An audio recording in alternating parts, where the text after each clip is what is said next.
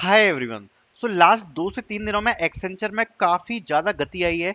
बहुत सारे लोगों को यहाँ पर टेस्ट मेल्स भेजे गए हैं फ्रॉम एक्सेंचर, और जो काफी सारे लोग यहाँ पर वेट कर रहे थे असेसमेंट्स के लिए, बहुत सारे बच्चों को यहाँ पर असेसमेंट्स जा चुके हैं। अभी सारे अपडेट मैं आपको शेयर कर देता हूँ। पहले मैं आपको एक स्क्रीनशॉट बताता हूँ जो आज का स्क्रीनशॉट है।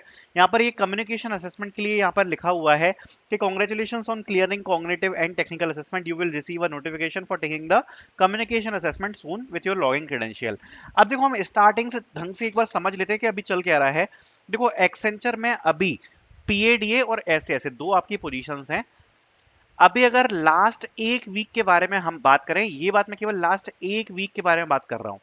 थोड़े टाइम से एक्सेंचर में कुछ ज्यादा खास अपडेट नहीं आ रहे थे, बट इस लास्ट एक वीक में बहुत सारे बच्चों के इंटरव्यू शेड्यूल हो गए।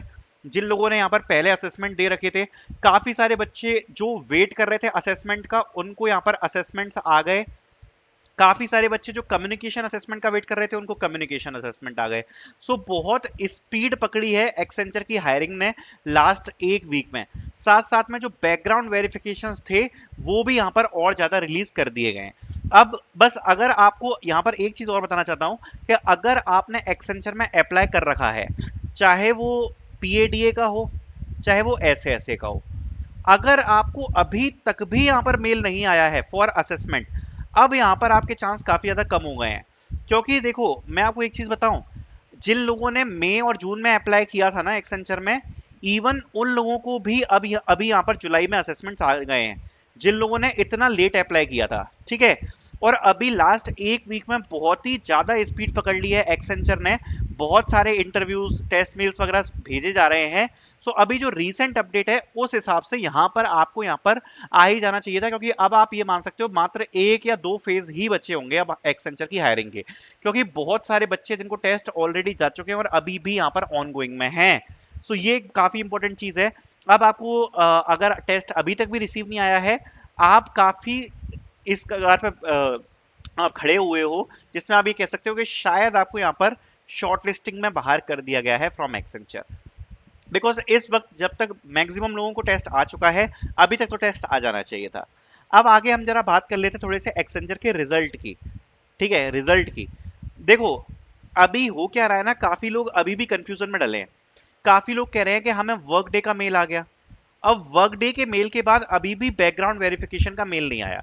ये चीज मैं पहले ही क्लियर कर चुका हूं कि ये जो वर्क डे की प्रोफाइल क्रिएशन का मेल है, ये उन भी बच्चों को रिसीव हुआ है जिनके अभी तक इवन यहां पर असेसमेंट्स भी शेड्यूल नहीं हुए हैं। सो काफी सारे बच्चों को ऐसे को भी रिसीव हुआ है जिनके असेसमेंट भी शेड्यूल नहीं हुए हैं। वर्क डे का मेल केवल आपको ये बता रहा है कि आपको इस पर प्रोफाइल क्रिएट करनी है for trekking your progress. Work day के मेल को बिल्कुल भी आप ये मत समझना कि ये आपका सिलेक्शन है। ठीक है। जब आपको डॉक्यूमेंट सबमिशन का मेल आ जाएगा, that is your final selection. Document submission, ठीक है, ये वाला मेल आपको आना चाहिए, जिसमें एक्सेंचर की तरफ से आपको मेल रिसीव हो कि आप डॉक्यूमेंट सबमिट कर दो। ठीक है।